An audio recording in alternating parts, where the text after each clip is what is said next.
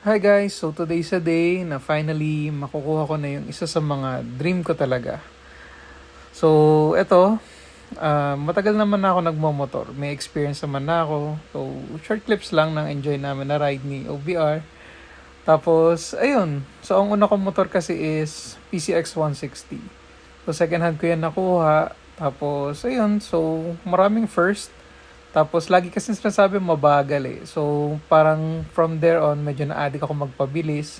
Pero syempre dapat safe lang talaga mag-ride. Pero ayun nga, natutong magkalikot, natutong mag-troubleshoot sa motor. Then ito, dumating naman yung second ko na motor since medyo gusto ko somewhere na mas mabilis-bilis talaga. Pero yun, ewan ko ba, ang dami naiinggit. So ito, napagtripan, na nakaban ako ng helmet.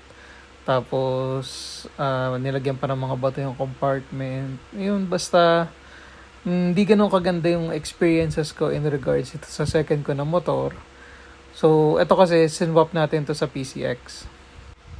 Ayan. So, syempre, kahit second hand natin nakuha, tinatry naman natin na pagmukain pa rin siyang bago. So, syempre yan, medyo binibihisan natin ng konti. Kasi at some point, medyo naisip ka naman na siguro ito na talaga yung motor for me. Kasi, sobrang dami ng mga parts na available and accessories. Tapos, in terms of speed, talagang ako medyo mabilis ako magpatakbo. Talagang kahit stock engine lang, bibigay niya talaga yung power na gusto ko.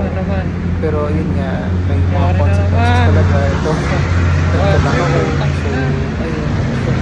Since hindi kasi ako yung first owner, ito alam niya complete history. So, tumingin ako sa daan. Then, ito naman, nagkaroon ako ng bengkong sa man. Siguro medyo mahina na yung pulse niya. Tapos, ayun, same situation. Nagkakaroon talaga ng mga aberya. I needed rest. So, malungkot man, but I had to let this one go.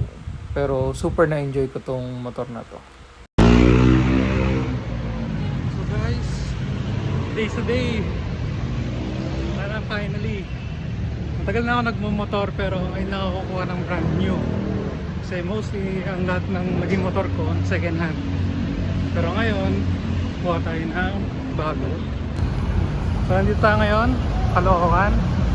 And na napili nating ride magagaling dito. So samahan niyo na ako. At ayun na nga, nagkapirmahan na. So, eto na yun. Ito na yung sa tingin ko na for keeps na talaga na motor ko. And at least ito, alam ko na talaga yung history since ako yung first owner.